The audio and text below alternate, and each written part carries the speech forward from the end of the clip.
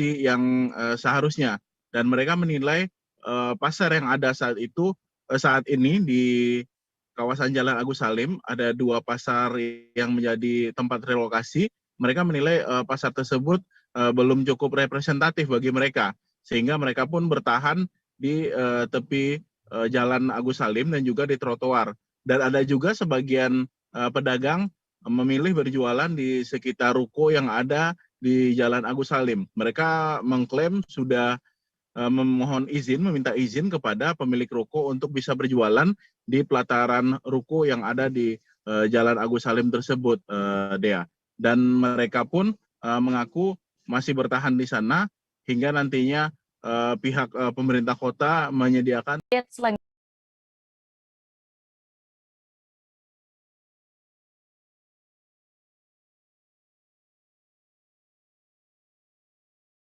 kemudian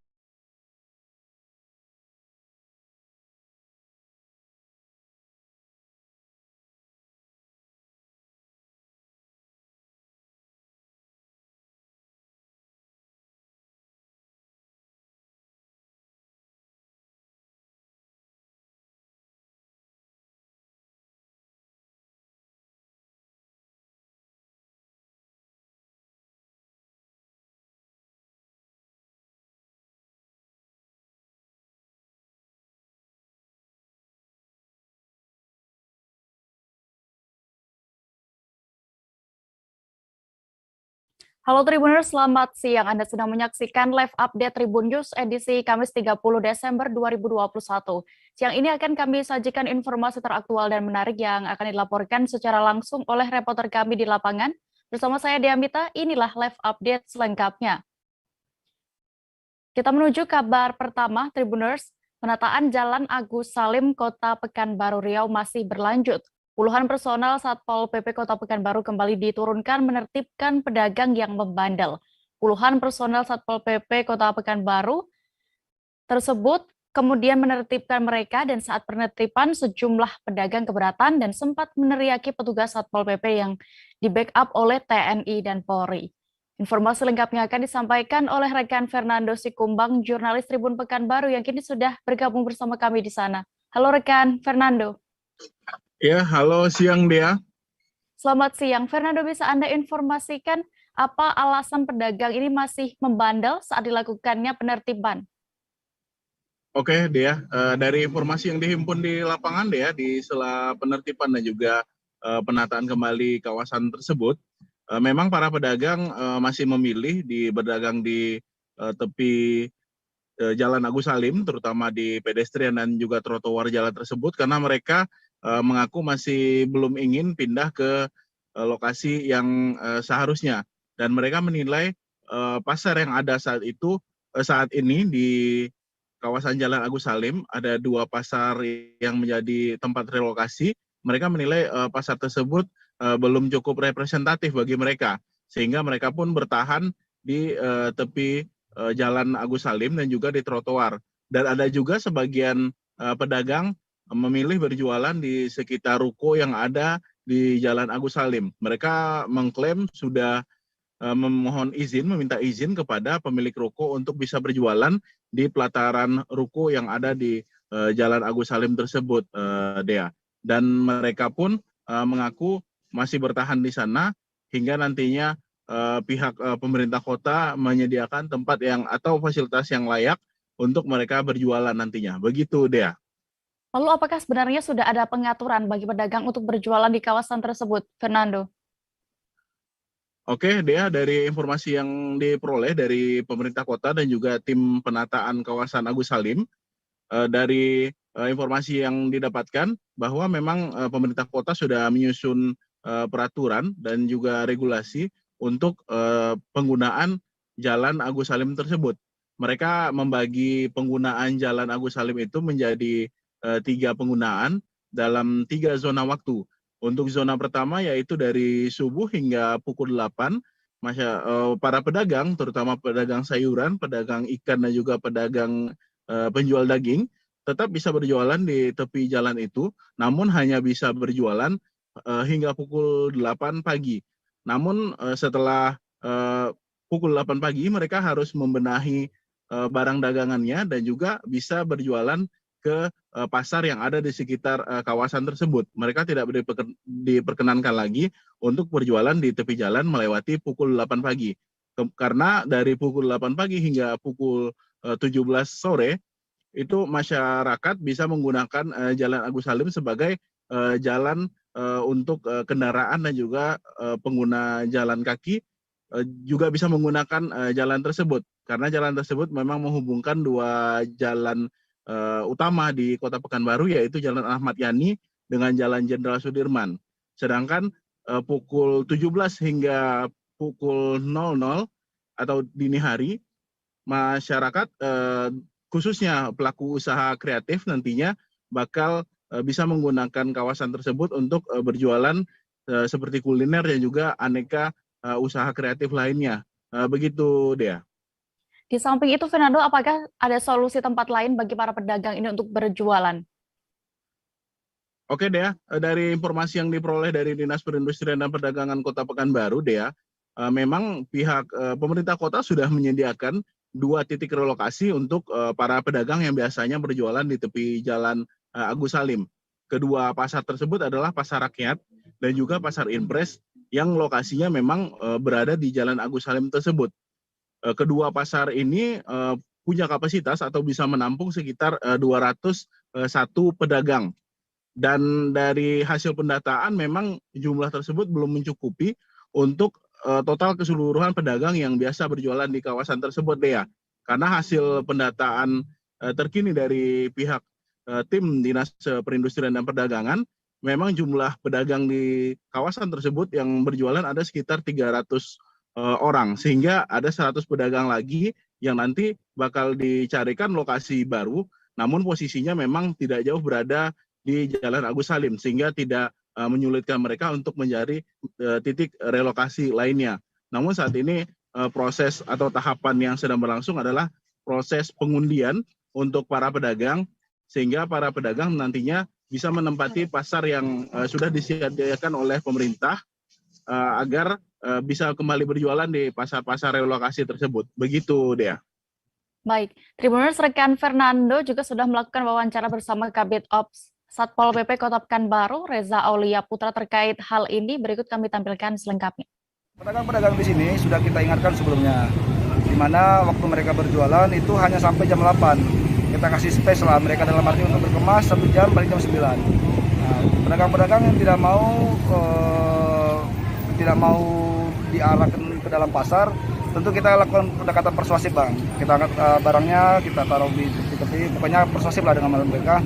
Alhamdulillah, Bang, sampai hari ini pedagang-pedagang ada masih mengikuti lah dalam arti yang selama ini kita terapkan mereka. Karena selama ini kan mereka hanya minta batas waktu aja sih dia berjualan di sini. Tapi ya itu namanya kita keputusan dari tim, Bang. Kita nggak bisa memutuskan. Kami selaku Satpol PP hanya menegakkan perda. Oke. Ada berapa personel hari ini kita lakukan kerahkan? Ya, personel hari ini kita turunkan sekitar 180 orang. Di mana di bidang OKM itu kurang lebih dari 160 dan PPUD 20 orang. Oke. Untuk kelanjutannya seperti apa nih pengamanan di kawasan ini, Bang? Ya, kita tetap akan melaksanakan kegiatan seperti ini, Bang. Ke depan akan berkelanjutan.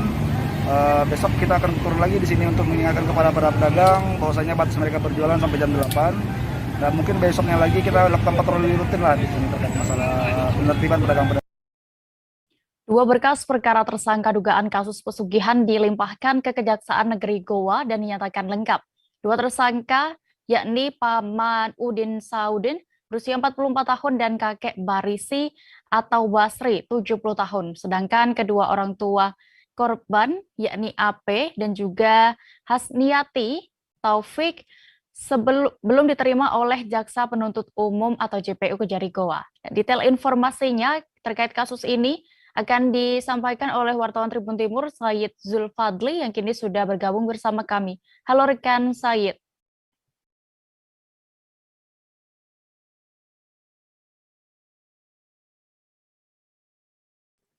Halo, selamat siang Said.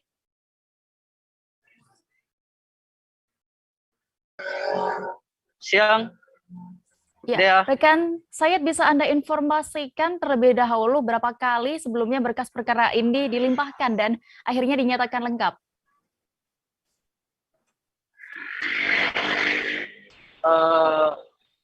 Untuk berkas perkara dugaan pesugihan di Kabupaten Goa ini, berkas perkaranya sudah 2 kali dilimpahkan.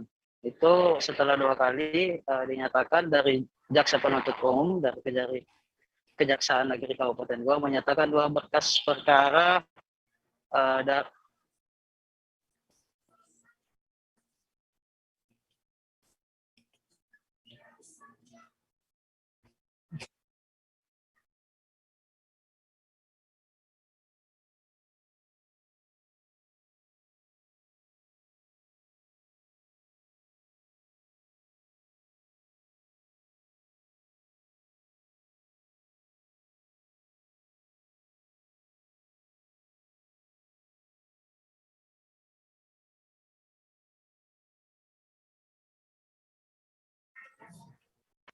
Mohon maaf, Tribuners, terjadi sedikit kegangguan. Kita beralih terlebih dahulu ke Jawa Tengah. Polda Jawa Tengah mengungkap kasus pengendalian narkoba dari dalam lapas. Tak hanya itu, uang haram hasil transaksi narkoba tersebut ternyata dikelola oleh sang kekasih pelaku. Pasangan kekasih itu pun terlibat kasus narkoba dan pencucian uang. Untuk mengetahui lebih detailnya, reporter kami dari Tribun Solo, Christine Intan, akan menyampaikan laporan lengkapnya. Halo rekan Christine.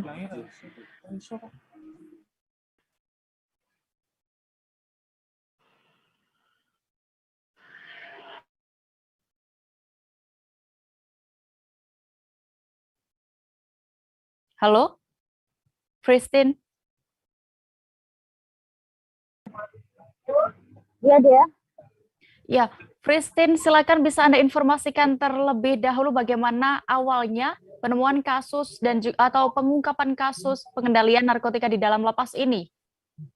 Baik, terima kasih dia terkait dengan pengendalian bisnis narkoba yang ada di Jawa Tengah diungkap oleh di Polda Jawa Tengah dari keterangan Kapolda Jakarta Irjen Pol Ahmad Zulfi mengatakan bahwa pengamanan terhadap pelaku dan barang bukti terhadap kasus ini sudah dilakukan, dan dari kasus ini ada 2 tersangka yang sudah dilakukan penangkapan dan juga penahanan. Yang pertama dari SSR warga Cambi Kabupaten Sragen dan juga JW warga binaan lapas di Jawa Tengah yang ditangkap pada tahun 2014 lalu dengan barang bukti kepemilikan sabu seberat 1 kilo dengan masa tahanan 11 tahun. Dan dari hasil keterangan juga memang JW ini melakukan aktivitas bisnis dengan sejak tahun 2017 sampai tahun ini 2021 tersandung dengan kasus serupa yaitu pengedaran narkoba. Dengan bisnis narkoba ini memang untuk aliran dana ataupun penyimpanan dana diserahkan oleh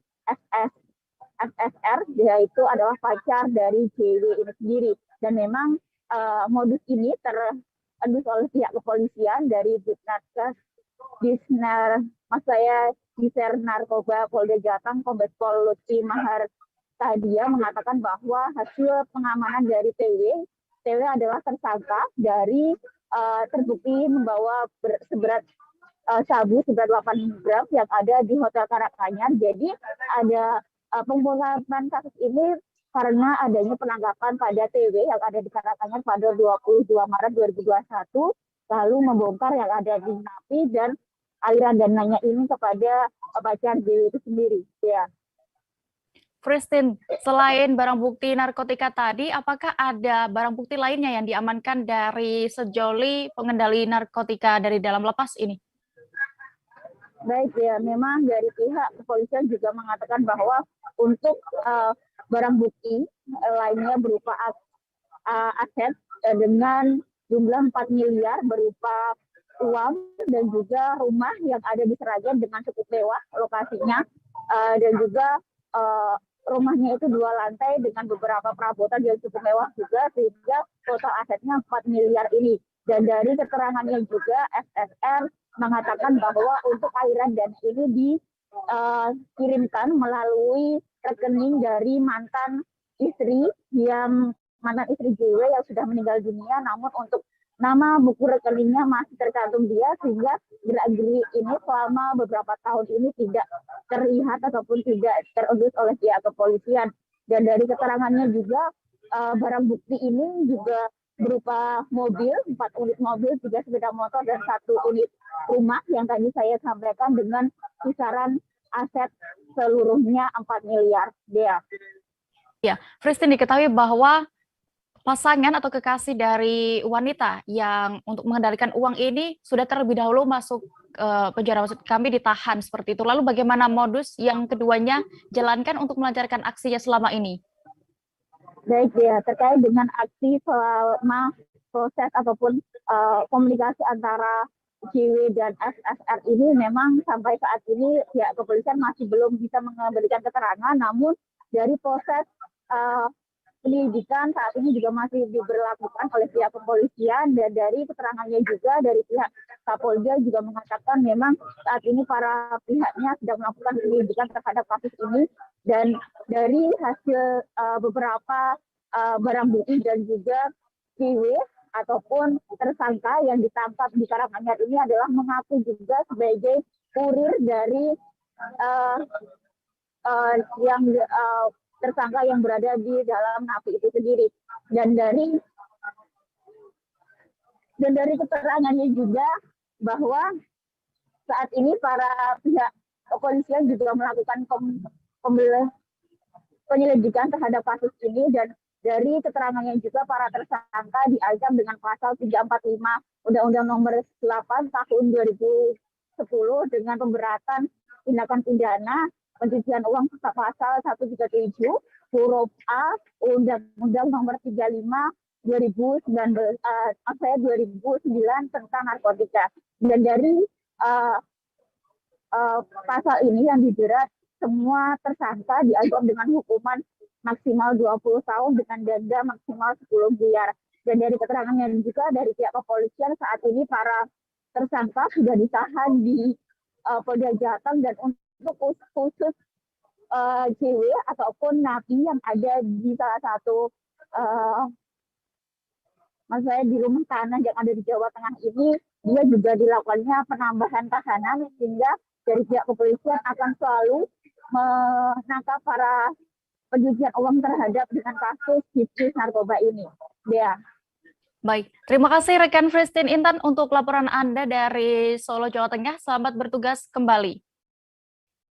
Kita beralih ke Sumatera Selatan. Majelis Hakim Pengadilan Tipikor Palembang menjatuhkan vonis bersalah terhadap 2 terdakwa kasus dugaan korupsi pembangunan Masjid Raya Sriwijaya Jakabaring, Palembang. Kepada Mukti Sulaiman, mantan sekretaris daerah Pemprov Sulsel, Sumsel, Majelis Hakim menjatuhkan vonis 7 tahun penjara. Sedangkan bagi Ahmad Nasuhi, mantan PLT Kepala Biro Kesra Pemprov Sumsel, dijatuhi hukuman 8 tahun penjara. Selengkapnya akan disampaikan wartawan dari Tribun Sumsel, ada Sinta Anggraini yang kini sudah bergabung bersama kami. Halo rekan Sinta, selamat siang.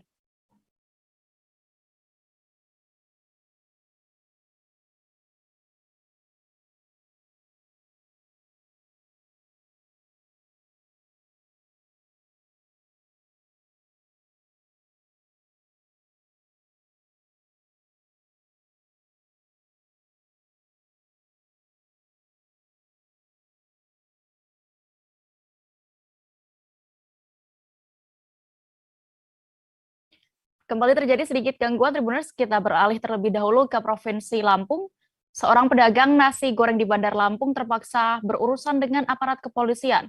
Pasalnya pria bernama Eko Hadi Saputra, warga Gunung Sulah, Wai Halim, Bandar Lampung ini menyambi sebagai pemalsu dokumen penting. Dalam sehari tersangka mampu meraup keuntungan hingga Rp100.000 dari para pelanggannya. Selengkapnya akan disampaikan jurnalis Tribun Lampung, Joviter Husin, yang kini siap dengan laporan lengkapnya. Halo rekan Joviter, selamat siang. Halo Dea. Ya, Joviter, seperti apa modus yang dilancarkan tersangka dalam kasus pembuatan dokumen palsu ini? Dan bisa Anda sebutkan dokumen apa saja yang bisa dipalsukan oleh tersangka? Ya, tersangka bernama Eko Hadi Saputra ini diyakini dapat membuat dokumen palsu seperti KTP, SIUP, dan buku tabungan. Adapun pemalsuan ini berdasarkan permintaan dari para pelanggannya. Menurut keterangan Kasat Reskrim Polresta Bandar Lampung, Pol Devi Sujana menyatakan bahwa modus tersebut sudah berlangsung sejak 5 tahun terakhir. Dalam satu hari diperkirakan tersangka mampu mengumpulkan keuntungan sekitar 100.000. Demikian ya. Bagaimana saat itu proses penangkapan tersangka ini?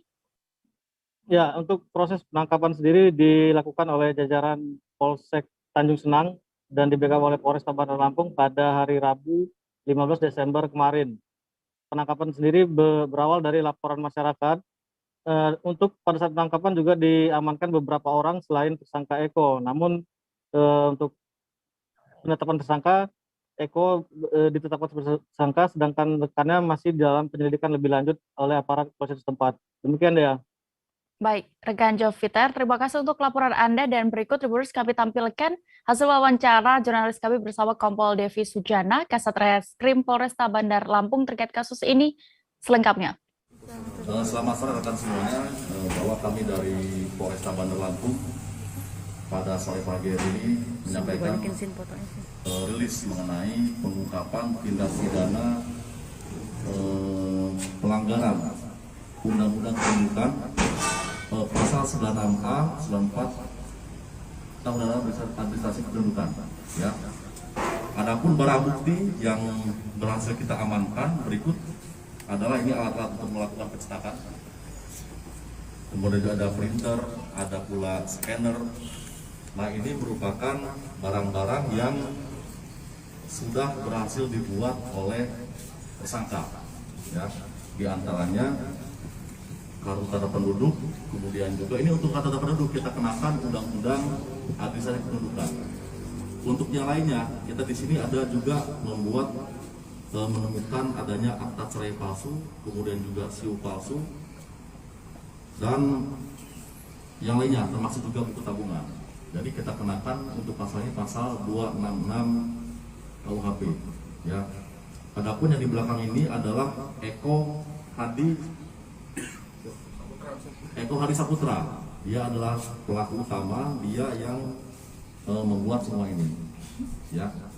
Jadi saat ini sudah dilakukan penyidikan terhadap perkara ini. Ya. Itu. Ditanyakan. Bang, sudah berapa lama dia Bang beroperasi seperti ini, Bang? Ini informasi dari yang bersangkutan berdasarkan BAP sudah 5 tahun. Sudah 5 tahun melakukan perbuatan ini, di mana untuk satu kali pembuatan dia mendapatkan Rp10.000. Keuntungannya? Dia dapatkan Rp10.000. Modusnya Bang? Pelanggannya. Modusnya Bang? Pelanggannya sendiri siapa? Pelanggannya berbagai.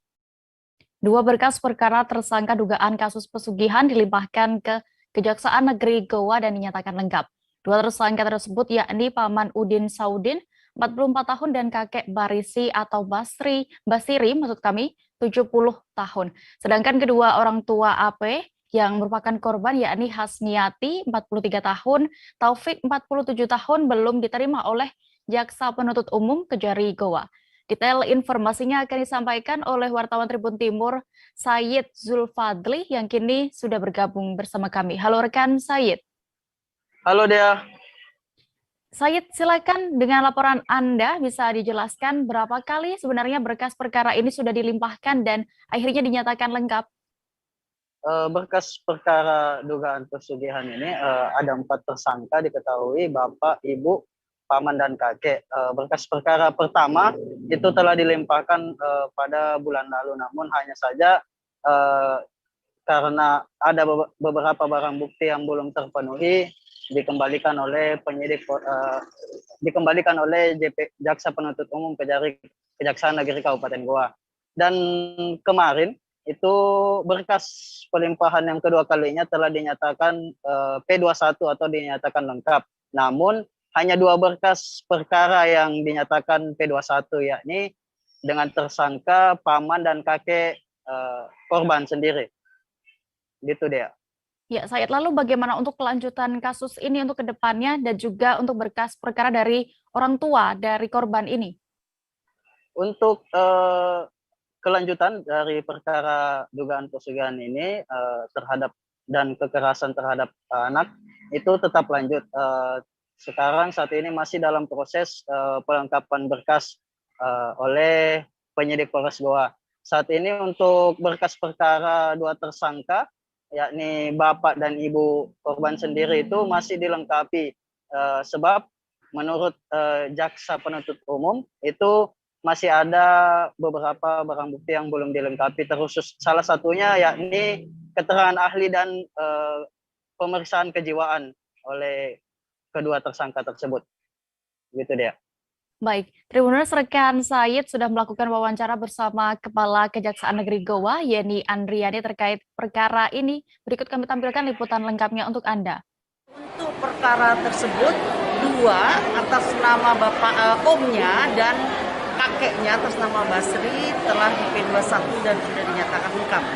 Untuk kedua orang tuanya, saat ini berkas masih di penyidik dan dikembalikan oleh jaksa penuntut umum, di mana kami meminta untuk kedua orang tuanya ini dilakukan pemeriksaan kejiwaan mereka masing-masing. Jadi memang ada terbukti Bu untuk gangguan jiwa Bu ya, untuk kedua orang tuanya Bu ya? Ini masih dalam pemeriksaan oleh ahli terhadap jiwa kedua orang tuanya. Tribuners, seusai jeda berikut kami masih akan menampilkan dan menyajikan informasi pilihan lainnya. Tetaplah di live update. Oke, apa kabar Bang Arif di sini untuk strateginya? Kalau saya sendiri di Jumip 37 ini yang semalam baru mulai, saya udah pasti. Sebenarnya aku nggak ngerasa itu penangkapan atau penggerebegan atau apapun itu. Karena gitu, posisinya aku kriteria. Jadi kita mengenal disebut dengan stroke yang tidak berdarah dengan stroke yang berdarah. Stroke yang tidak berdarah itu biasanya ditandai dengan adanya penyumbatan. Kalau itu terjadi di sini mungkin pikirnya tidak ke situ kali ya. Tapi kalau di Korea atau di Kamboja itu ada beberapa paper yang saya itu Mas, ya, dulunya tukang koran. Oh gitu ya. Tukang koran. Ya, saya baca itu Pak. Tuh kan pernah baca kan? Ya. Jadi kalau saya jadi Pangdam itu udah bersyukur banget. Si anak ini dijadikan sebagai tersangka begitu. Ya, kalau ini kita bicara yang di luar kasus Sebongombo ya. Dengan nama hujan shower, di mana terdapat batas jelas antara daerah hujan dan tidak hujan yang biasanya terjadi pada fase awal mature stage atau tahap berbahaya dewasa. itu Kang. Jadi mulai artinya terjadinya perlembekan. Nah itu untuk penetrasi akan sulit begitu ya. Dok, saya ini menurut saya memang tidak mudah, bukan urusan tanah diambil. Kalau misalnya Amerika Serikat sekarang, Rasulullah mengatakan dalam sebuah hadis bahwa berpuasa di 6 hari Syawal itu. Oke, apa kabar Bang Arif di sini untuk strateginya? Kalau saya sendiri di Jumip 37 ini yang semalam baru mulai, saya udah pasti. Sebenarnya aku nggak ngerasa itu penangkapan atau penggerebegan atau apapun itu. Karena gitu, posisinya aku kriteria. Jadi kita mengenal disebut dengan stroke yang tidak berdarah dengan stroke yang berdarah. Stroke yang tidak berdarah itu biasanya ditandai dengan adanya penyumbatan. Kalau itu terjadi di sini mungkin pikirnya tidak ke situ kali ya. Tapi kalau di Korea atau di Kamboja itu ada beberapa paper yang saya itu Mas, ya, dulunya tukang koran. Oh gitu ya. Tukang koran. Ya, saya baca itu Pak. Tuh kan pernah baca kan? Ya. Jadi kalau saya jadi Pangdam itu udah bersyukur banget. Si anak ini dijadikan sebagai tersangka begitu. Ya, kalau ini kita bicara yang di luar kasus Sebongombo ya. Dengan nama hujan shower, di mana terdapat batas jelas antara daerah hujan dan tidak hujan yang biasanya terjadi pada fase awal mature stage atau tahap berbahaya dewasa. itu Kang. Jadi mulai artinya terjadinya perlembekan. Nah itu untuk penetrasi akan sulit begitu ya. Dok, saya ini menurut saya memang tidak mudah, bukan urusan tanah diambil. Kalau misalnya Amerika Serikat sekarang, Rasulullah mengatakan dalam sebuah hadis bahwa berpuasa di 6 hari Syawal itu. Oke, apa kabar Bang Arif di sini untuk strateginya? Kalau saya sendiri di Jumip 37 ini yang semalam baru mulai, saya udah pasti. Sebenarnya aku nggak ngerasa itu penangkapan atau penggerebegan atau apapun itu. Karena gitu, posisinya aku kriteria. Jadi kita mengenal disebut dengan stroke yang tidak berdarah dengan stroke yang berdarah. Stroke yang tidak berdarah itu biasanya ditandai dengan adanya penyumbatan. Kalau itu terjadi di sini mungkin pikirnya tidak ke situ kali ya. Tapi kalau di Korea atau di Kamboja itu ada beberapa paper yang saya itu Mas, ya, dulunya tukang koran.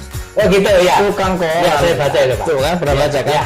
Jadi kalau saya jadi pangdam itu udah bersyukur banget. Si anak ini dijadikan sebagai tersangka begitu. Ya, kalau ini kita bicara yang di luar kasus Sebongombo ya. Dengan nama hujan shower, di mana terdapat batas jelas antara daerah hujan dan tidak hujan yang biasanya terjadi pada fase awal mature stage atau tahap berbahaya dewasa. itu Kang. Jadi mulai artinya terjadinya perlembekan. Nah itu untuk penetrasi akan sulit. Gitu ya.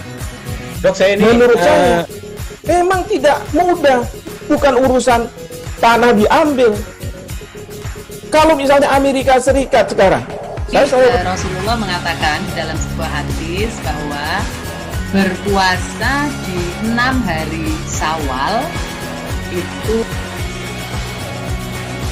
Oke, apa kabar Bang Arif di sini untuk strateginya? Di akhir baru mulai. apa yang dirasakan Kak Fernita?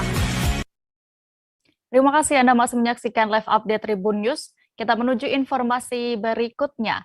Bupati Natuna Wan Siswandi mengajak warga nonton bareng di SKV Batu Hitam Kecamatan Bunguran Timur Kabupaten Natuna pada Rabu 29 Desember malam kemarin. Bupati bersama warga menyaksikan laga final antara Indonesia melawan Thailand dalam ajang Piala AFF 2021 leg pertama. Tampak Wan Siswandi bersama masyarakat lainnya duduk bersama di hadapan layar proyektor dan menyaksikan jalannya pertandingan. Informasi lengkapnya dan bagaimana suasana saat itu akan disampaikan. Wartawan Tribun Batam ada Ilham Muhammad di sana. Halo rekan Ilham.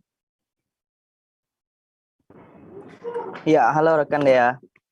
Rekan Ilham, bisa Anda jelaskan seperti apa saat itu persiapan sebelumnya yang dilakukan oleh Bupati Natuna untuk menyaksikan laga final Piala AFF leg pertama antara Indonesia dan Thailand? Baik rekan Dea, jadi memang menjelang jalannya final untuk leg pertama Piala AFF antara Indonesia melawan Thailand, itu Bupati Natuna merencanakan, Wan Siswandi merencanakan untuk melakukan nonton bareng bersama masyarakat, di mana ia telah mengarahkan dan mempersiapkan beberapa hal, salah satu diantaranya lokasi nonton bareng tersebut, yaitu dipilihlah SKP sebagai lokasi nonton bareng bersama masyarakat, di mana agar bisa menyaksikan siaran langsung dari pertandingan laga final Piala AFF untuk leg pertama ini. Bupati Natuna Wan Siswandi meminta kepada SKP untuk mempersiapkan 2 layar proyektor yang nantinya dimanfaatkan oleh masyarakat untuk menyaksikan jalannya pertandingan. Begitu rekan Dea. Ya. Dari pantauan Anda semalam, seperti apa bisa digambarkan keseruan yang ada di sana? Baik rekan Dea, jadi memang sejak pukul 18 waktu Indonesia Barat ataupun setelah maghrib ya, di mana masyarakat tampak sudah mulai berkumpul di sana untuk menyaksikan secara langsung jalannya pertandingan. Di sisi lain juga Bupati Natuna sendiri hadir dengan mengenakan pakaian kaos ya, berbaju putih, kaos putih, dan kemudian turut hadir juga tokoh-tokoh masyarakat, pemuda dan juga setempat ya. Selain itu juga ada kepala OPD seperti Kepala Dinas Disperindak dan juga Sekda menyaksikan jalannya pertandingan. Nah, di mana pada saat jalannya pertandingan tersebut, di saat Indonesia kecolongan ataupun kebobolan gol ya pertama pada menit kedua, di situ tampak wajah penonton masyarakat yang hadir termasuk Bupati Natuna sendiri sedikit lesu. Meskipun demikian, ia meminta kepada masyarakat untuk memberikan dukungan agar melalui doa tentunya agar tim kesebelasan Indonesia mampu mengimbangi. Namun pada saat berakhirnya pada leg pertama ya, di mana suasana makin panas dan di masyarakat juga saling berteriak, bersorak-sorai di SKP tersebut sehingga suara mereka terdengar hingga ke jalanan begitu.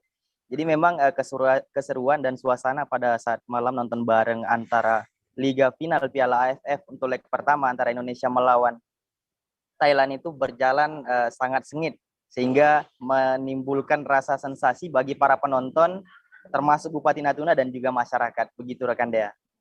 Ya, Ilham, terakhir bisa Anda informasikan kembali skor akhir dari laga final Piala AFF 2021 leg pertama antara Indonesia versus Thailand ini? Baik rekan Dea, jadi memang di ujung utara Indonesia, masyarakat yang ada di ujung utara Indonesia termasuk daerah 3T ini yang menyaksikan jalannya pertandingan secara virtual dan nonton bareng ya bersama masyarakat, dan juga di situ ada tokoh Bupati Natuna, di mana akhir dari ataupun skor dari pertandingan final Liga Piala AFF untuk leg pertama antara Indonesia melawan Thailand berakhir dengan skor 4-0 begitu rekan Dea. Jadi memang terakhir Bupati Natuna menyampaikan bahwasanya ini kan baru leg pertama, artinya akan ada leg kedua sebagai peraturan di dalam merebutkan Piala AFF 2021. Ia berharap nantinya pada leg kedua Indonesia mampu mengembalikan keadaan sehingga bisa meraih sebagai juara ataupun pemenang dari Liga Piala AFF 2021. Demikian rekan Dea. Baik, terima kasih Ilham untuk informasi Anda dari Natuna. Selamat bertugas kembali.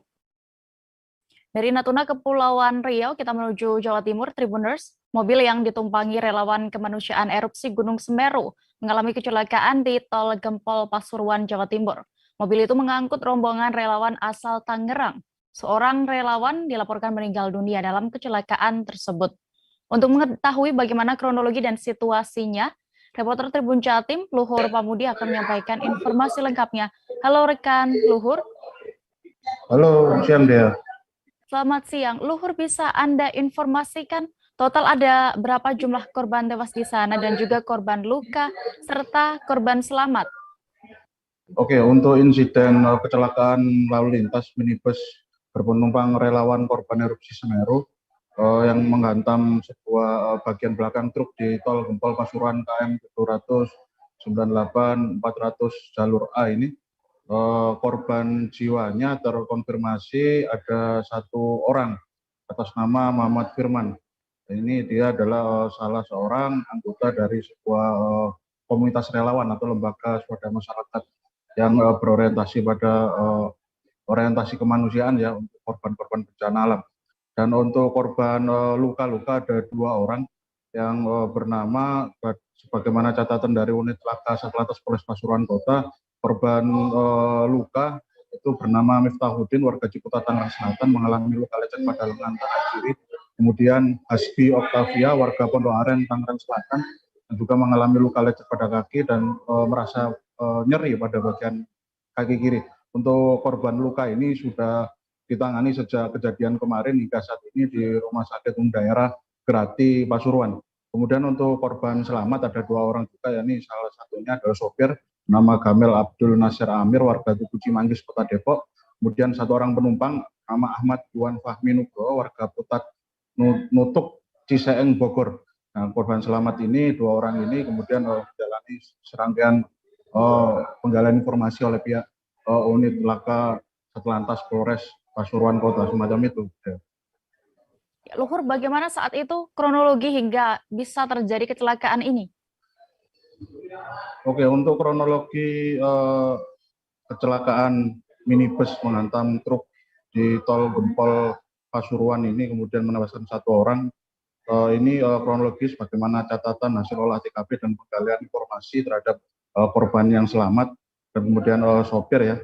Ternyata kronologinya adalah memang kendaraan minibus ini melaju dari arah Tangerang ya, dari arah sekiranya itu selatan, kemudian melaju yang niatnya memang mengarah ke Lumajang melintasi kawasan Tol Gempol Pasuruan semacam Tol Pasuruan itu, dan kemudian setibanya di kilometer 798 mendadak sopir mengalami kehilangan kendali, laju mobilnya kemudian menghantam sebuah bagian belakang truk ya, truk yang melaju yang berada di depan. Jadi memang posisi truk itu yang ada di depannya itu dalam keadaan sedang melaju, bukan dalam keadaan berhenti sebagaimana catatan dari pihak kepolisian. Yang truk tersebut dikemudikan oleh Rohmat Amin warga Pelatak Banyuwangi yang terkonfirmasi selamat, tidak mengalami luka sedikit pun. Kemudian posisi mobil minibus pasca nabrak itu sempat terguling, kemudian menabrak beton membatas tengah jalan, dan akhirnya kendaraan minibus tersebut berada di lajur cepat ya dengan posisi bagian bodi yang ringsek parah, bahkan tidak berbentuk semacam itu. Dan kemudian karena hentakan yang terjadi akibat manuver insiden tersebut, kondisi mobil pun akhirnya berhenti di bagian bahu jalan sebagaimana dokumentasi yang kami peroleh dari pihak kepolisian. Semacam itu deh.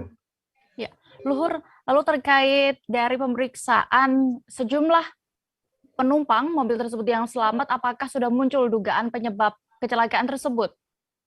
Oke, sebagaimana yang sudah kami konfirmasi kepada pihak Kanit Laka Satlantas Polres Pasuruan Kota, Ibda Indah Ramadhani, bahwa memang hasil olah TKP di lokasi, kemudian hasil penggalian informasi awal terhadap korban selamat ini memang dugaan sementara karena memang kondisi sopir saat mengemudi pada momen tersebut memang dalam keadaan lelah, kemudian mengantuk sehingga tidak dapat melakukan manuver secara normal dalam mengemudikan kendaraannya ketika melintas di kilometer tersebut, sehingga melakukan insiden atau manuver tersebut ternyata berujung pada menabrak pada sebuah objek benda, yakni truk yang ada di depannya. Jadi memang dugaan sementara yang bisa dilansir oleh kepolisian adalah dugaan karena sopir dalam keadaan mengantuk, semacam itu deh.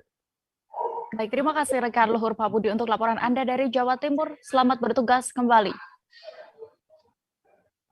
Sempat membelas ke hakim minta dihukum ringan, kini pegawai negeri sipil di Dinas Kesehatan Sumut, yakni Dr. Kristinus Saragih divonis 2 tahun penjara di Pengadilan Negeri Medan. Majelis hakim yang diketuai Saud Maruli menyatakan bahwa terdakwa terbukti bersalah melakukan tindak pidana korupsi secara berlanjut, terima suap vaksinasi berbayar. Detail informasinya akan disampaikan oleh rekan Gita, jurnalis Tribun Medan yang kini sudah bergabung bersama kami di sana. Halo rekan Gita, selamat siang.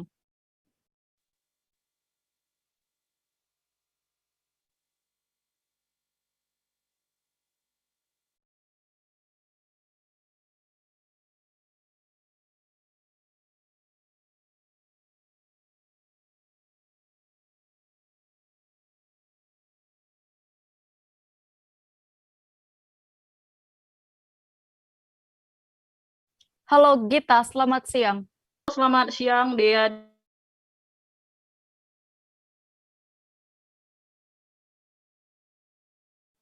Ini yang juga diadili.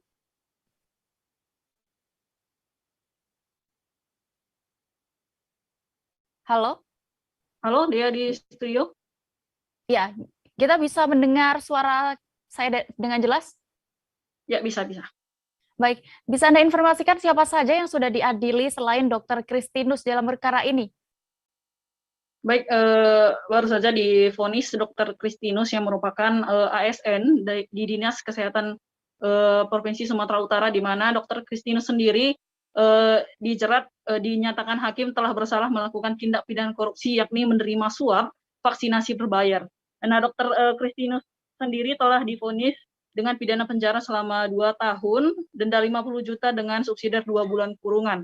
Selain Dr. Kristinus, terdapat dalam perkara ini terdapat terdakwa yang lain yang sudah diadili juga di Pengadilan Negeri Medan, yakni terdakwa Selvianti yang merupakan seorang pengusaha asal Kota Medan. Terdakwa Selvi sudah divonis oleh Majelis Hakim Pengadilan Negeri Medan dengan pidana penjara selama 20 bulan. Sementara itu di waktu yang bersamaan, setelah Dr. Kristinus divonis, Dr. Indra yang merupakan salah satu dokter yang bekerja di Rutan Tanjung Gusta Medan juga telah divonis pidana penjara oleh Majelis Hakim. Selain mereka bertiga, terdapat juga kasih surveillance Dinas Kesehatan Sumatera Utara, yakni terdakwa Suhadi yang saat ini tengah juga bersidang dengan agenda pemeriksaan saksi-saksi di Pengadilan Negeri Medan. Jadi dalam perkara ini yang sudah menjalani persidangan terdapat 4 orang terdakwa. Demikian, Dea. Ya, lalu bagaimana tanggapan dari pihak penuntut umum dan juga terdakwa atas putusan tersebut? Baik, untuk Dr. Indra dan Dr. Kristinus sendiri, jaksa penuntut umum yang sebelumnya menuntut kedua terdakwa lebih berat, yakni kalau Dr. Kristinus sendiri dituntut 3 tahun penjara, sementara Dr. Indra dituntut selama 4 tahun penjara oleh jaksa penuntut umum. Atas putusan yang lebih rendah dijatuhkan oleh Majelis Hakim Pengadilan Negeri Medan, jaksa penuntut umum mengatakan masih berpikir-pikir selama 1 minggu untuk menentukan sikap apakah akan mengajukan banding ataupun terima terkait putusan tersebut.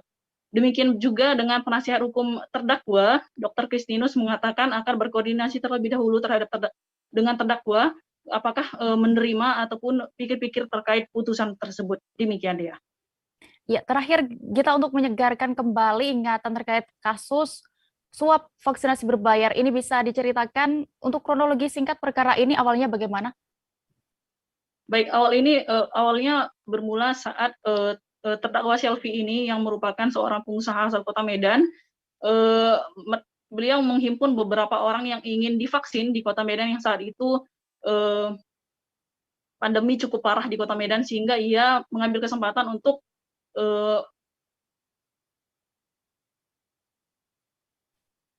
berbayar.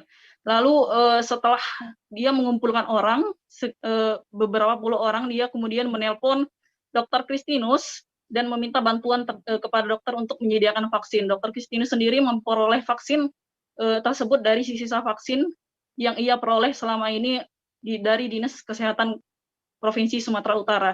Namun ketika Dr. Kristinus sudah kehabisan vaksin, ia kemudian menyuruh Selvi untuk meminta tolong kepada Dr. Kristinus, sehingga Dr. Kristinus ini pun mengajukan beberapa permohonan vaksin dengan membawa nama dari Kementerian Hukum dan HAM, dari Rutan Tanjung Gustam maupun Lapas, yang memperoleh vaksin tersebut dari terdakwa Suhadi tanpa dilengkapi dengan surat-surat ataupun administrasi sebagaimana mestinya untuk memperoleh vaksin. Lalu mereka pun melakukan vaksinasi di sejumlah tempat yang ada di Kota Medan, dan di persidangan juga terungkap bahwa ternyata Dr. Indra juga melakukan vaksinasi berbayar di Jakarta dari orang-orang yang dihimpun oleh terdakwa Selvi sendiri. Demikian. Ya. Baik, terima kasih rekan jurnalis kami, dan berikut Tribuners kami tampilkan hasil wawancara bersama penasihat hukum terdakwa dan juga jaksa penuntut umum selengkapnya. Untuk terdakwa Kristinus Haragi. Komentar itu yang Bu? Tadi sudah kita dengar itu klien saya pikir-pikir dulu menerima atau mau putusan. Jadi kita lihat aja nanti 7 hari ke depannya. Dari putusannya berapa dan dibandingkan dengan tuntutan seperti apa itu? Ya tergantung klien kita juga menerima atau tidak nanti di 7 hari ke depan ya Pak ya. Kalau tuntutan kan kemarin 3 tahun, ini dituntut 2 tahun. Diputus 2 tahun. Iya, diputus 2 tahun. Ya, menurut Ibu sudah Ibu sendiri kuasa hukum, penilaian Ibu sudah pas atau harusnya lebih rendah? Ya kalau kita penasihat hukum seharusnya lebih rendah sih. Apa yang menurut Ibu meringankan beliau? Yang meringankan dari putusan itu ya. Karena kan awalnya itu sebenarnya nggak ada niat dari Pak Kristinus melakukan itu, karena desakan dari Selviwati, sehingga dia mau gitu. Terus dia kok tadinya ini juga ada niat percepatan, karena kan masyarakat itu sebelumnya kan tidak tahu jadwal-jadwalnya, jadi ada yang minta, jadi ya sambil-sambilannya Pak Kristinus ya udah dilakukan begitu. Ya kalau untuk saat ini kami masih pikir-pikir, kita harus perbandingan antara tuntutan dan putusan. Saya jelaskan Pak, kondisinya masih 2/3 dari tuntutan kami, 2/3 lebih ringan dari tuntutan kami. Tuntutannya berapa? Dan kayak Dr. Indra Irawan kami menuntut 4 tahun, sudah tahun. Dr. Kristinus kami menuntut 3 tahun, putus 2 tahun. Pak, di masa pikir-pikir ini apakah tidak akan menjadi pertimbangan jika kuasa hukum di ASN di pemerintahan adalah jika hukumannya itu di atas 2,5 tahun maka dia akan diberhentikan, dan kemudian jika tidak maka dia akan kembali menjadi ASN. Apakah itu nanti di dalam rencana pikir-pikir apakah banding atau tidak, apakah poin itu akan Bapak sampaikan kepada majelis hakim berikutnya? Oh tidak Pak, kalau masalah dia diberhentikan atau tidak bukan bagian kami. Kami hanya menghukum saja sesuai dengan perbuatannya. Itu masalah administrasi mereka. Menurut Bapak sudah pas 2 tahun 8 bulan atau 2 tahun bagi 2 dakwa ini? Oh, kami masih pikir-pikir Pak. Nanti kami pertimbangkan tapi tadi kan disampaikan hakim juga bahwa salah satunya Dr. Indra juga sudah pernah ini dan kemudian tidak kita tahu Pak, ada di hukum menyebut di luar bahwa korupsi di masa pandemi ini adalah kejahatan kemanusiaan gitu. Apakah itu juga nanti menjadi bahan untuk Bapak mendorong agar putusannya menjadi Ini kan perkaranya suap. Perkara suap. korupsi ya? Ya korupsi. Dalam hal menerima uang. Tapi kan di masa pandemi Pak ini yang dipermainkan juga adalah vaksin Pak. Sebenarnya vaksinnya memang semua orang berhak divaksin. Cuma ini masalahnya dia menerima uang untuk melaksanakan vaksin. Di vaksin yang gratis, kemudian mereka terima uang atau katakanlah dibayar itu tidak menjadi sesuatu yang berat bagi. Ya ini juga ya kita kan hanya karena ancaman maksimalnya 5 tahun. Saja.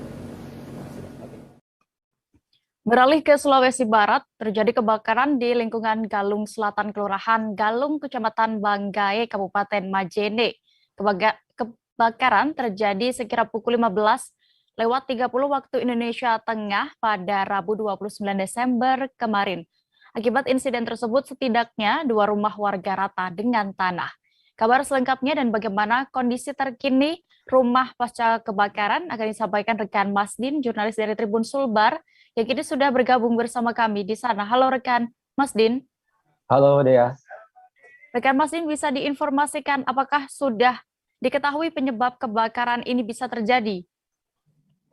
Baik Dea, dapat saya laporkan bahwa telah terjadi kebakaran rumah warga di lingkungan Galung Selatan, Kelurahan Galung, Kecamatan Banggai, Kabupaten Majene, Sulawesi Barat, di mana kebakaran tersebut mengakibatkan setidaknya 2 rumah warga hangus dan rata dengan tanah, yakni atas nama rumah yang dimiliki Ibu Zainab dan satunya lagi dimiliki oleh Bapak Muhammad.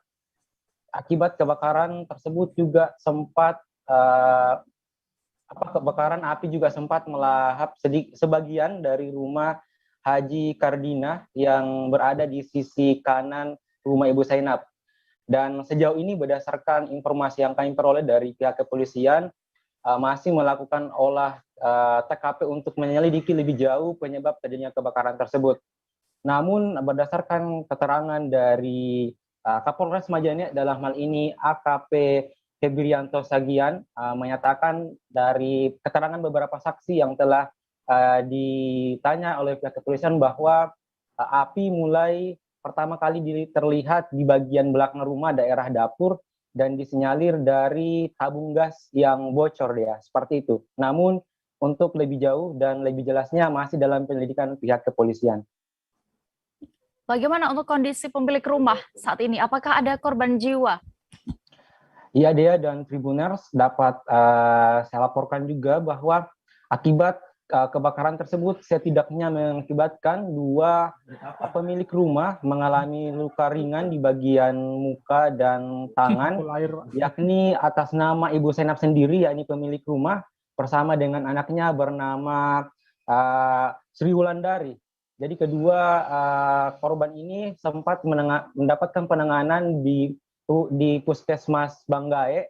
Namun berdasarkan keterangan dari cucu yang sempat saya temui tadi pagi di lokasi kebakaran atas nama Muhammad Akbar Saputra menyatakan bahwa saat ini kedua korban sudah berada di rumah kerabat, namun belum bisa diminta keterangan lebih jauh karena akibat trauma dari kejadian kebakaran, Dea. Ya. Kan Masdin, dari informasi yang sudah dihimpun, berapa total kerugian atau tafsiran kerugian akibat kebakaran tersebut?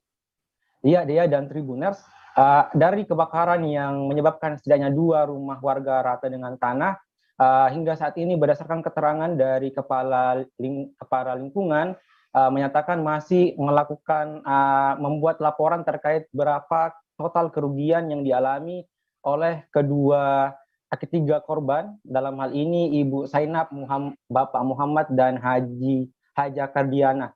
Namun sejauh ini dari pihak kepolisian juga mengatakan bahwa dalam insiden kebakaran, selain menghanguskan 2 rumah, juga menghanguskan 3 unit motor dan setidaknya uang tunai 50 juta rupiah, Dea.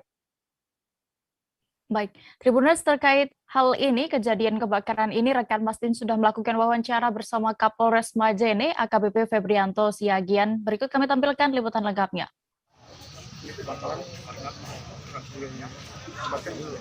api dari dapur mata kursi itu Pak, dia menyambar ke depan ada bakar seperti itu karena pemilik rumah ini menjual bensin gas.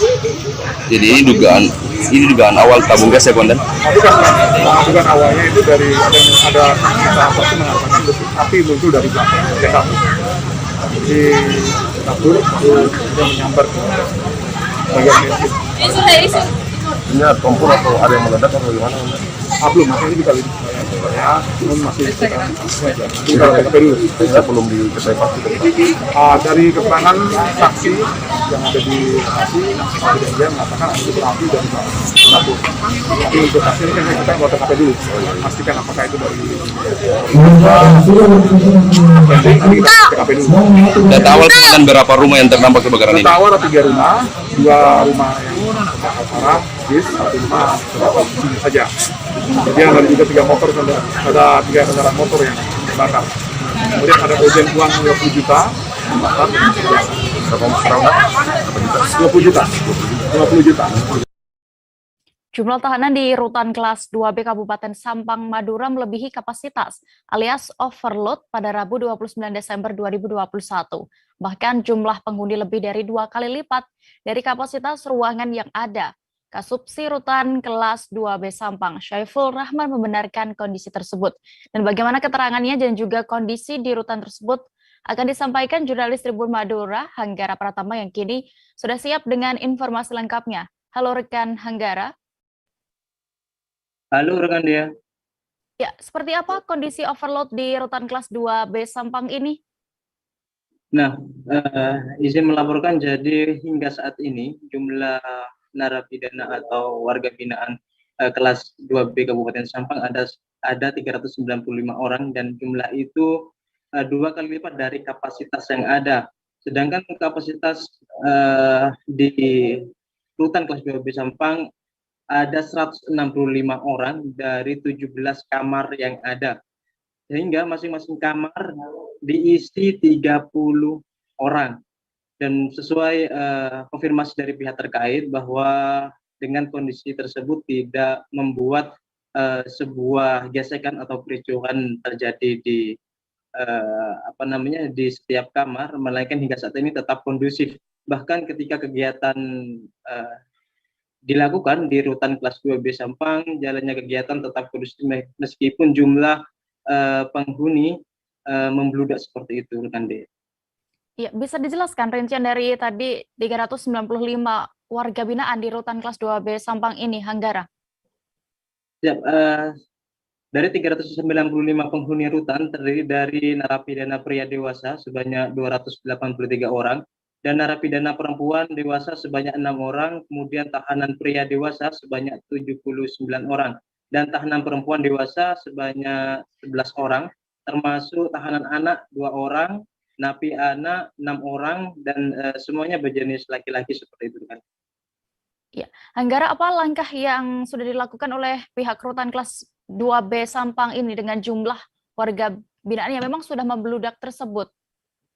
Siap, sejauh ini dari pihak Rutan Kelas 2B Sampang sudah merenovasi 2 gudang yang sebelumnya diisi beberapa barang yang tidak digunakan dan barang tersebut dipindah ke tempat lain dan gudang tersebut digunakan untuk ruang tempat tidur bagi para warga binaan dan dari 2 gudang itu masing-masing diisi 30 warga binaan seperti itu. Kemudian dalam waktu dekat ini sejumlah warga binaan dari atau rata-rata dari kasus narkoba yang masa tahanannya di atas 6 tahun seperti itu akan dipindah ke lapas Pamekasan seperti itu untuk mengantisipasi atau mengurangi kondisi overload di Rutan Kelas 2B Sampang.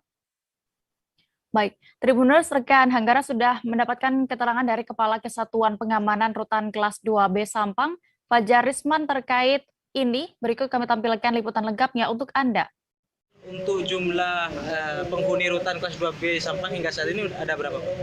Untuk sekarang ini per hari ini 395. Siap. Dan jumlah itu apakah melebihi kapasitas ruang tahanan atau seperti itu? Sudah melebihi Mas, 2 kali lipatnya karena kapasitas itu 168 sekarang. Kapasitas penjara, kapasitas ruangan itu 168 orang. Ada berapa ruangan yang ada di sini? Untuk di sini di Rutan Sampang itu ada 2 blok. Blok A dan blok B. Untuk blok A itu ada 5 kamar. Ditambah sama karantina itu untuk tahanan yang baru. Kamar anak, iya kamar anak 7 berarti. Untuk yang blok B itu ada 11 kamar. Berarti total 17 Pak ya? Iya. Untuk standarnya dari masing-masing kamar itu bisa mencukup berapa? Untuk standarnya kalau di blok A itu dari kamar 1 sampai kamar 5 itu maksimal bisa ditempati, bisa dihuni 30 orang maksimal. 30 orang setiap kamarnya. Untuk karantina itu maksimal 15 orang. Untuk kamar anak itu cuma 10 orang atau sampai 15 orang. Nah, dengan posisi jumlah tahanan atau penghuni yang saat ini, Pak, posisi saat tidur ini seperti apa? Mungkin bisa Untuk saat ini teman-teman warga binaan, tahanan yang di situ aman dan kondusif, Pak, bisa diatur untuk masalah penanganan setiap kamar. Kami masih akan menginformasikan kabar pilihan lainnya seusai jeda berikut, tetaplah di live update. Oke, apa kabar Bang Arif di sini untuk strateginya? Kalau saya sendiri di Jumip 37 ini yang semalam baru mulai, saya udah Sebenarnya aku nggak ngerasa itu penangkapan atau penggerebegan atau apapun itu. Karena gini loh, posisinya aku kriteria. Jadi kita mengenal disebut dengan stroke yang tidak berdarah dengan stroke yang berdarah. Stroke yang tidak berdarah itu biasanya ditandai dengan adanya penyumbatan. Kalau itu terjadi di sini mungkin pikirnya tidak ke situ kali ya, tapi kalau di Korea atau di Kamboja itu ada beberapa paper yang saya itu Mas, ya, dulunya tukang koran. Oh gitu ya. Tukang koran. Ya, saya baca itu Pak. Tuh kan, pernah baca kan? Ya. Jadi kalau saya jadi tanggam itu udah bersyukur banget. Si anak ini dijadikan sebagai tersangka begitu.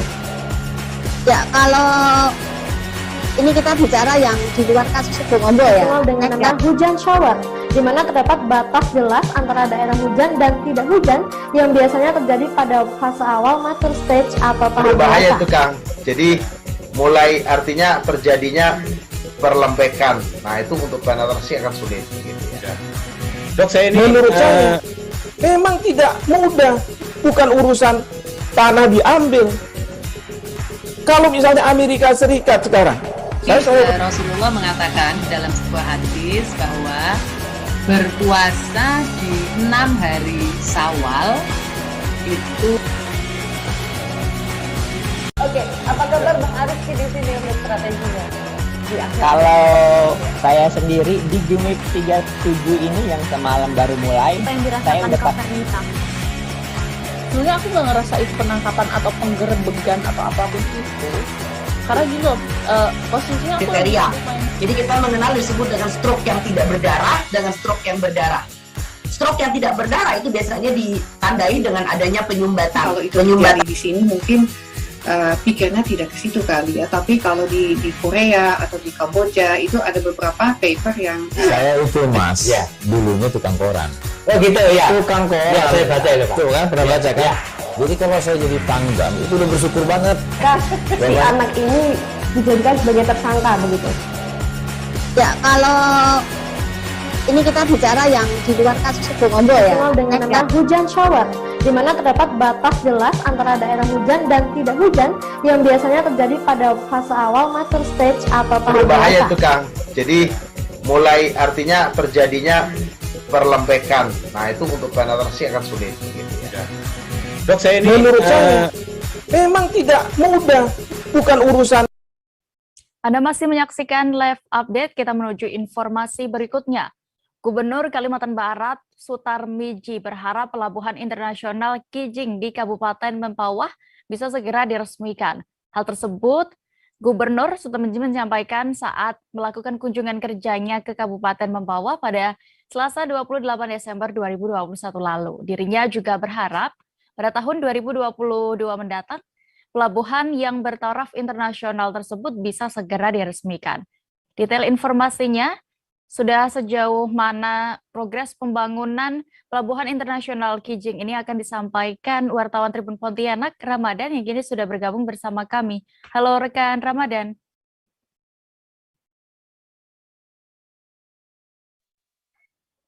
Ya, rekan Ramadan, silakan dengan informasi yang sudah Anda himpun bisa dijelaskan bagaimana progres terkini pembangunan Pelabuhan Internasional Kijing di Mempawah. Ya Dea, untuk Tribuner semuanya, kita informasikan bahwasanya memang untuk Pelabuhan Internasional Kijing sendiri, untuk progres pembangunannya saat ini, informasi yang kita himpun sudah finishing.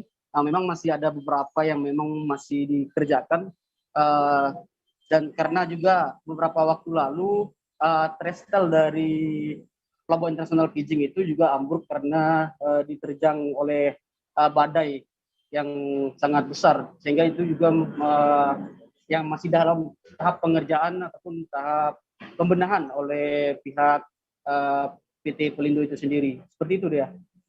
Iya, terkait sudah dalam tahap finishing untuk saat ini, kapan lalu rencana peresmian tersebut dan nantinya siapa juga yang meresmikan Pelabuhan Internasional Kijing? Ya. Untuk informasi awal sebenarnya untuk Pelabuhan Internasional Kijing itu sendiri akan diresmikan pada Februari 2022. Namun karena ada beberapa hal tadinya yang menjadi penghalang tersebut yang masih dalam tahap pengerjaan untuk dikebut, maka ditargetkan kembali itu pada bulan Mei 2022 itu sudah harus diresmikan, seperti yang disampaikan oleh Bapak Gubernur Kalbar, yaitu Bapak Sutarmiji. Dan direncanakan memang dari awal komitmen bersama untuk peresmian pelabuhan yang bertaraf internasional ini, yaitu Pelabuhan Internasional Kijing yang berada di Kecamatan Sungai Kunyit, Kabupaten Mempawah, Kalimantan Barat, direncanakan memang akan diresmikan oleh Bapak Presiden kita, yaitu Bapak Insinyur Joko Widodo. Seperti itu, ya. Ya, lalu Ramadan, apa harapan dengan adanya proyek strategis nasional Pelabuhan Internasional Kijing ini? Ya, memang dengan adanya Pelabuhan Internasional Kijing ini sendiri, besar harapan itu untuk terutama perekonomian itu mengangkat perekonomian, khususnya perekonomian Kabupaten Mempawah, dan juga memang ada multiplier efek yang akan dirasakan oleh masyarakat sekitar Pelabuhan Internasional Kijing, sehingga memang masyarakat Kabupaten Mempawah juga tidak hanya menjadi penonton di geliat ekonomi, namun juga menjadi orang yang berkecimpung di dalam perekonomian itu tersebut. Dan memang diharapkan taraf kemiskinan dan sebagainya itu bisa diatasi dengan adanya Pelabuhan Internasional Kijing itu sendiri. Karena juga dengan adanya Pelabuhan Internasional Kijing ini sendiri membuka peluang bisnis, membuka keran bisnis, dan juga membuka peluang ekspor Kabupaten Mempawah ke luar negeri, seperti itu dia. Baik, Tribuners, terkait pembangunan Pelabuhan Internasional Kijing di Mempawah ini, rekan jurnalis kami sudah berhasil mendapatkan keterangan dari Gubernur Kalimantan Barat, Sutarmiji, berikut selengkapnya. Saya awalnya kemarin katanya Februari selesai, tapi kayaknya karena kondisi ya kemarin ada lagi satu lagi yang adalah musibah juga, akhirnya katanya untuk fixnya jadi betul gitu itu Mei, tapi itu kan hanya sedikit saja. Sebetulnya saya berharap segera diresmikan oleh Presiden supaya aktivitas itu. Tapi kalau saya saran, saya sudah ngomong, tangki timbun harus sudah ada. Ini kan pintu keluar CPO nanti, yang paling utama ekspor. Kalbar itu CPO 4 sampai 5 juta ton per tahun. Nah, kalau Kijing ini bisa mengambil pangsa ekspornya 2 juta, itu luar biasa sebetulnya. Nah, untuk percepatan itu harus ada tangki timbun, pipanya sudah. Yang baru ada sekarang ini Wilmar, sekitar 2 sampai 3 kilo dari sini. Ya. Nah, itu dari masuk tangki timbun di Wilmar di sini ya, kemudian langsung disalurkan ke kapal tersebut dengan pipa. Nah, itu lebih efisien dan tidak mengganggu kualitas jembatan ini, dermaga sampai dermaga tidak mengganggu, sehingga ini kan beban bergerak itu ya, bawa sampai 8.000 liter ya. 8.000 liter itu hampir 8 ton ya, taruh 7 ton lah. PT Bank Syariah Indonesia meluncurkan BSI UMKM Center dan portal Go UMKM di Provinsi Aceh. BSI UMKM Center di Aceh ini merupakan yang pertama di Indonesia yang nantinya akan diikuti oleh provinsi lainnya. Diharapkan pelaku UMKM yang memanfaatkan program tersebut dapat meningkatkan skala usahanya. Untuk mengetahui lebih detail, sudah bergabung bersama kami reporter Serambi News, ada Mawadatul Husna yang akan menyampaikan laporannya. Halo rekan Husna.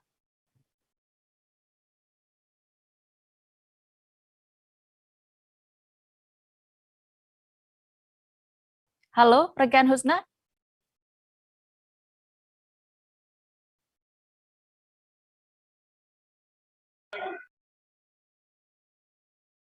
Rekan Husna bisa mendengar kami di studio? Ya, halo. Ya, rekan Husna silakan dengan informasi yang sudah Anda dapatkan, bagaimana bisa dijelaskan terkait peluncuran BSI UMKM Center dan juga portal Go UMKM yang berlangsung di Banda Aceh ini? Ya baik, terima kasih Dea. Tribuners, dapat saya laporkan bahwa PT Bank Syariah Indonesia atau BSI meluncurkan BSI UMKM Center dan portal Go UMKM di Provinsi Aceh, itu tepatnya di Jalan Jenderal Sudirman nomor 37, Gece Ingin, Kecamatan Banda Raya, Banda Aceh, Rabu 29 Desember kemarin.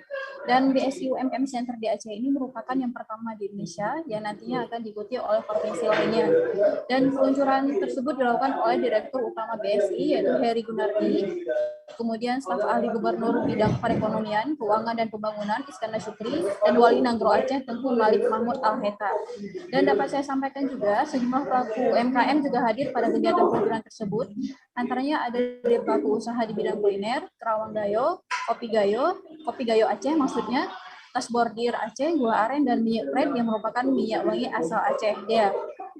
Ya, fasilitas dan layanan apa yang bisa diperoleh pelaku UMKM dengan hadirnya BSI UMKM Center ini? Dapat disampaikan dengan kehadiran BSI UMKM Center ini dapat menjadi wadah bagi pelaku UMKM dalam pembiayaan hingga membantu proses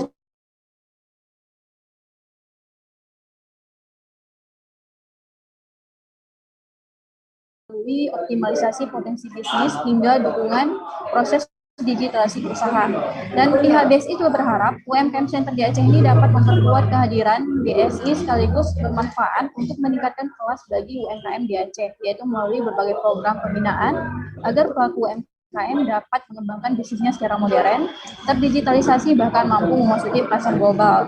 Dan dia dapat saya informasikan juga bahwa BSI sudah menyalurkan pembiayaan untuk segmen UMKM yaitu mencapai 38,3 triliun rupiah secara nasional dengan kualitas pembiayaan yang sangat baik. Nah, sementara untuk khusus untuk Provinsi Aceh, penyaluran pembiayaan BSI ke sektor UMKM sudah mencapai 6,9 triliun rupiah. Iya, Husna, tadi juga sudah sempat disinggung bahwa BSI juga membuat portal khusus dalam hal ini adalah portal Go UMKM. Apa kegunaan portal tersebut, bisa dijelaskan? Ya, baik ya. Dalam hal ini BSI memang sudah membuat portal khusus, yaitu portal Go UMKM, yaitu untuk membantu pemasaran produk-produk UMKM binaan BSI di UMKM Center. Dan portal tersebut diharapkan mampu memperluas akses pasar pelaku UMKM agar mampu mendukung pengembangan bisnisnya yang pada akhirnya dapat pula menopang pertumbuhan ekonomi secara nasional. Demikian dia. Baik, terima kasih rekan jurnalis kami, dan berikut Tribuners akan kami tampilkan wawancara bersama Heri Gunardi selaku Direktur Utama BSI selengkapnya. Ya, kita tahu UMKM banyak, tapi banyak yang unbankable tadi di sini. Bagaimana kemudian BSI merespon ini, Pak? jujur ya, saya sampaikan bahwa peran UMKM di Indonesia itu penting banget ya. Sampai hari ini jumlah UMKM di Indonesia lebih dari 64 juta. Kemudian pembiayaan sudah diberikan oleh perbankan lebih dari 1.000 triliun. Tapi itu belum cukup. Karena untuk menjadi UMKM itu ada step, ada tahapnya kan. Nah, gimana caranya kita membangun agar para UMKM ini bisa lebih bankable? Tentunya peran seperti UMKM Center seperti ini dan peran bank itu tidak hanya memberikan pembiayaan, tapi juga pendampingan, edukasi, dan juga membuka akses market. Nah, bagi yang mungkin yang belum bankable tadi, yang unbankable, tentunya perlu dididik dulu, gitu. Dididik, diajarkan gimana caranya menjalankan bisnis dengan norma yang baik. Kalaupun memang pembiayaan belum ada, nanti bisa mungkin kalau di BSI, karena kita punya LAS ya, maka amil zakat mungkin bisa dipakai dari dana-dana itu untuk sebagai percontohan. Targetnya ada berapa UMKM yang kemudian dari yang mungkin skala kecil kemudian bisa terus bergerak? Harusnya sih ada graduasinya gitu ya. Kami nggak tahu di Aceh sekarang ini kan kita baru mulai. Nanti kita lihat ya perkembangan seperti apa. Harusnya sih ya cukup positif gitu jumlahnya. Iya. Ada di Aceh ada 3 nanti ya, ada 3 centers gitu. Kita juga buka di kota lain misalnya seperti di Jawa Timur, Jawa Tengah ya, juga akan ada seperti ini. Pemerintah Kabupaten bersama Badan Pertahanan Nasional atau BPN Sigi mendistribusikan sejumlah sertifikat hak milik hunian tetap POM BW. Penyerahan berlangsung di Aula Kantor Bupati Sigi, Desa Kota Pulu, Kecamatan Dolo, Kabupaten Sigi, Sulawesi Tengah. Hadir dalam penyerahan tersebut yakni Sekretaris Daerah Kabupaten Sigi, Mubasir, dan Kepala BPN Sigi, Juwahir, dan juga jajarannya. Kabar selengkapnya akan disampaikan rekan Boh Salam, wartawan Tribun Palu yang kini sudah terhubung bersama kami di sana. Halo rekan Salam. Halo rekan Dea. Baik, rekan Salam bisa dijelaskan berapa jumlah sertifikat yang sudah didistribusikan BPN Sigi kepada masyarakat Huntap POM BW tahun 2021 ini? Baik, terima kasih rekan Dea dan Tribuners sekalian. Benar sekali, pemerintah Kabupaten Sigi bersama Badan Pertanahan Nasional Kabupaten Sigi mendistribusikan sejumlah sertifikat hak milik hunian tetap POM BW. Kepala Kantor Badan Pertanahan Nasional Kabupaten Sigi, Juwahir, mengatakan sepanjang tahun 2021 pihaknya sudah menerbitkan sebanyak 659 sertifikat hak milik hunian tetap POM BW. Ia mengatakan untuk saat ini sertifikat yang didistribusikan sebanyak 407 bidang untuk masyarakat di Huntap POM BW Rabu kemarin. Kemudian informasi yang kami himpun, penyerahan sertifikat hak milik tersebut merupakan dari kelompok pembangunan Huntap Mayapada sebanyak 72 bidang atau sertifikat, dan dari Yayasan Buddha Suci sebanyak 335 sertifikat, rekan Dea.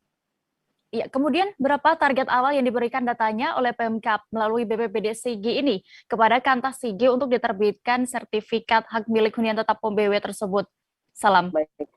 Baik, Kepala Kantor Badan Pertanahan Nasional Kabupaten Sigi, Juwahir, mengungkapkan dari rencana awal terkait penerbitan sertifikat untuk hak milik di Huntap POM BW itu sebanyak 1.177 bidang tanah. Sesuai informasi dari BPBD Sigi, rencananya ada 1.177 bidang tanah yang bakal disertifikatkan di Huntap POM BW, kata Kepala BPN Sigi. Juwahir mengatakan pihaknya baru kali ini melakukan distribusi sertifikat hak milik Huntap POM BW secara langsung kepada masyarakat. Untuk distribusinya sendiri secara simbolis sudah 2 kali dilakukan, tapi pendistribusiannya secara langsung baru kali ini, kata Kepala BPN Kabupaten Sigi, rekan Dea.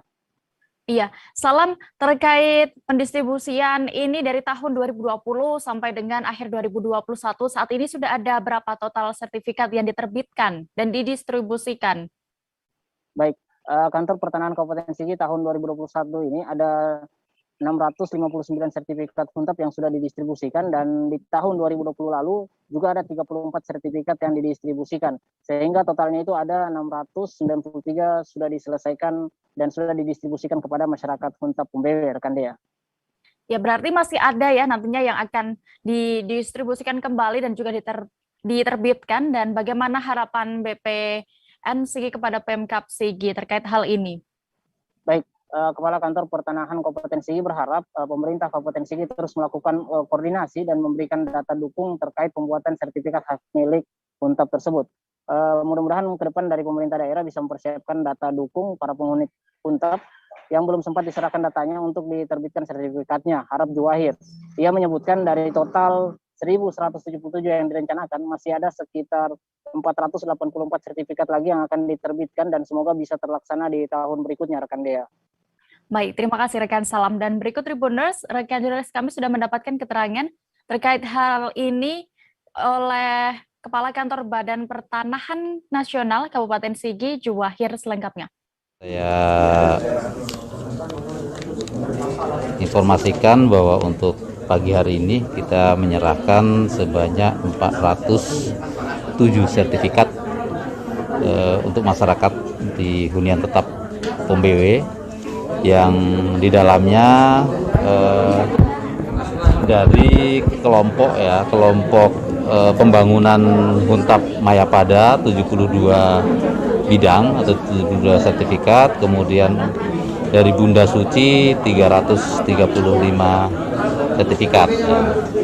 Dan sebelumnya di bulan,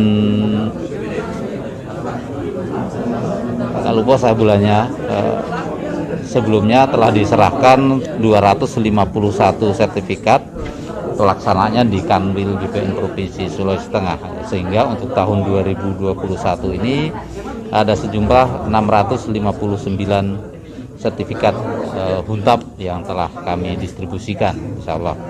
Dan pada tahun 2020 yang lalu ada 34, sehingga total sampai dengan tahun 2021 ini sejumlah 693 bidang sertifikat yang kami telah selesaikan. Dari rencana, sesuai dengan informasi Kepala BPBD tadi, dari rencana 1.177 bidang tanah untuk disertifikatkan, seperti itu.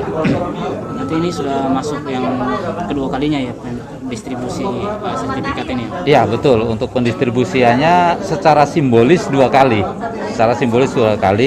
Namun pendistribusian secara langsung baru kali ini. Yang lainnya kemarin pada acara penyerahan sertifikat oleh Bapak Menteri. Kita menuju Provinsi Banten. Dinas Tenaga Kerja dan Transmigrasi atau Disnaker Trans Kabupaten Serang memberangkatkan puluhan warga asal Kabupaten Serang untuk bekerja di Asia Pasifik. Mereka sebelumnya akan diseleksi oleh Perusahaan Penempatan Pekerja Migran Indonesia atau P3MI.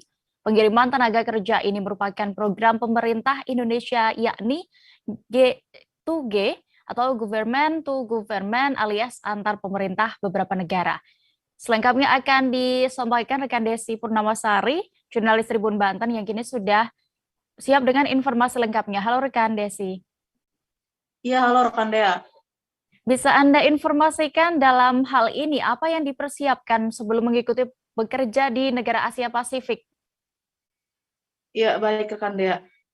Sebelumnya memang Dinas Tenaga Kerja dan Transmigrasi Kabupaten Serang akan memberangkatkan sebanyak 68 warga asal Kabupaten Serang untuk dapat bekerja di Asia Pasifik.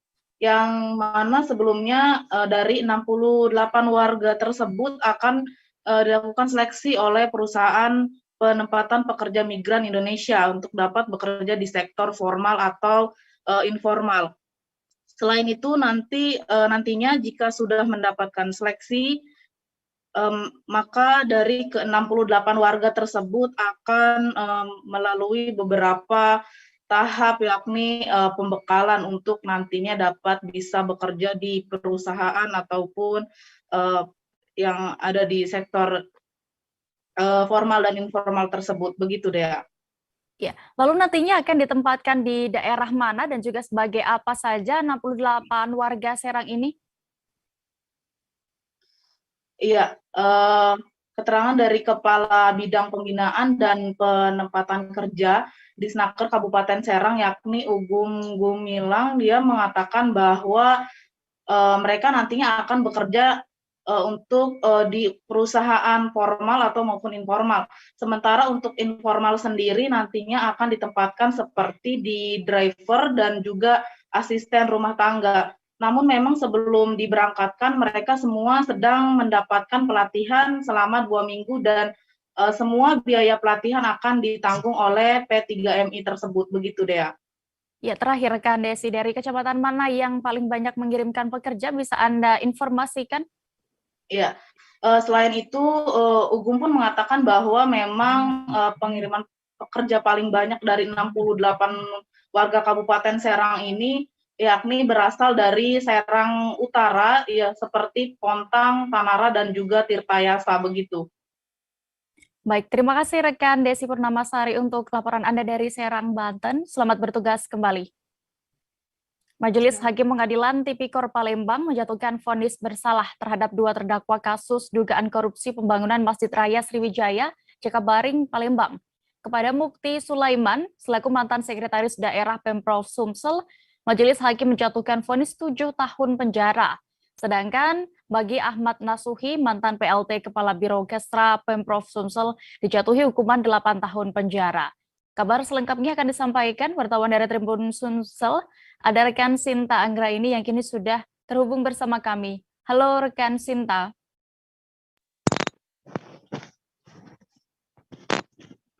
Baik, selamat siang Dea. Ya, rekan Sinta, apa pertimbangan Majelis Hakim menjatuhkan vonis bersalah terhadap 2 terdakwa ini? Baik, sebelumnya dapat kami laporkan bahwa Majelis Hakim Pengadilan Negeri Palembang kembali mengatakan 2 tersangka terhadap kasus dugaan korupsi pembangunan Masjid Raya Sriwijaya Cekabaring Palembang, di mana sebelumnya sudah ada 4 terdakwa maksud kami yang terdiri dari 2 mantan pejabat dan 2 dari pihak swasta terkait pembangunan Masjid Sriwijaya yang sudah lebih dulu ditetapkan sebagai maksud kami divonis bersalah seperti itu. Terhadap 2 terdakwa yang ditetapkan bersalah ini adalah Mukti Sulaiman yang merupakan mantan Sekda Provinsi Sumsel yang divonis 7 tahun dan Ahmad Nasuhi mantan Biro Kesra Provinsi Sumsel yang divonis 8 tahun dan dipaparkan oleh hakim dalam persidangan untuk hal-hal yang mempengaruhi sidang terhadap keduanya, yakni keduanya dinilai telah melakukan tindakan yang merugikan masyarakat di mana pada saat menjabat mereka menyalahgunakan jabatannya seperti itu. Ya. Langkah apa yang dilakukan kedua terdakwa terhadap vonis ini, Sinta? Baik, dari kedua terdakwa kompak mengajukan pikir-pikir yang akan diajukan mereka selama 7 hari ke depan dalam menyikapi sikap kami dalam menyikapi vonis yang dijatuhkan majelis. Begitupun dari pihak Kejaksaan Tinggi Sumatera Selatan juga sudah mengajukan pikir-pikir mengingat vonis ini sedikit lebih ringan daripada tuntutan mereka seperti itu. Iya. Bisa Anda informasikan lebih detailnya lagi untuk kelanjutan proses persidangan Masjid Sriwijaya ini, kasus Masjid Sriwijaya ini, mengingat saat ini juga masih ada beberapa orang, termasuk mantan Gubernur Sumsel Alex Nurdin yang memang sudah ditetapkan juga sebagai tersangka. Baik, saat ini memang sudah ada 6 orang lagi yang juga menunggu proses persidangan. Berdasarkan informasi yang kami terima, 6 tersangka itu akan berstatus terdakwa paling sekitar bulan Januari 2022 mendatang, di mana salah satunya adalah mantan Gubernur Sumsel Alex Nurdin.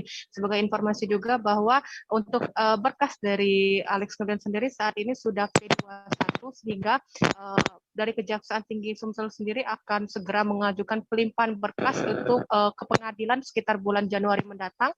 Jadi diperkirakan sidangnya sendiri akan mulai digelar sekitar bulan Februari 2022 mendatang. Seperti itu deh. Baik, Tribuners, terkait kasus ini rekan Sinta sudah melakukan wawancara bersama Kasih Penkum Kejati Sumsel, Moh Radian berikut selengkapnya. Teman-teman semua, tadi mungkin sama-sama kita mendengarkan putusan terkait terdakwa 1 Mukti Sulaiman dengan Ahmad Nasuhi, yang mana Mukti Sulaiman itu tadinya dituntut oleh jaksa 10 tahun, diputus 7 tahun. Denda 400 juta, subsidiar 4 bulan kurungan, terkait barang bukti konfirm dengan JPU. Kemudian Ahmad Nasuhi dituntut 15 tahun, diputus 8 bulan, 8 tahun, denda 400 juta, subsidi 4 bulan. Nah, terkait putusan yang sudah kita sama-sama dengar tadi, jaksa bersikap masih pikir-pikir. Jaksa bersikap pikir-pikir, nanti dalam waktu paling lama 7 hari, jaksa sudah menentukan sikapnya, apakah menerima putusan atau menyatakan banding. Pak, itu kan putusannya lebih rendah dari tuntutan JPU. Apakah di dalam hal ini kita menilai bahwasanya ada kekeliruan dalam dakwaan jaksa? Bagaimana menanggapi hal seperti itu, Pak? Statement seperti itu, Pak? Kalau dibilang pasal yang dituntut dengan pasal yang diputus oleh hakim kan syarat terdakwa. Nah, nanti terhadap ini kita akan mempelajari isi putusan tersebut. Apakah kita menerima putusan atau kita tidak menerima putusan. Sudah dibebankan pidana tambahan bagaimana? Kalau pidana tambahan itu kan karena mereka tidak sebagai orang yang menikmati. Makanya mereka tidak ada uang pengganti. Itu dari awal.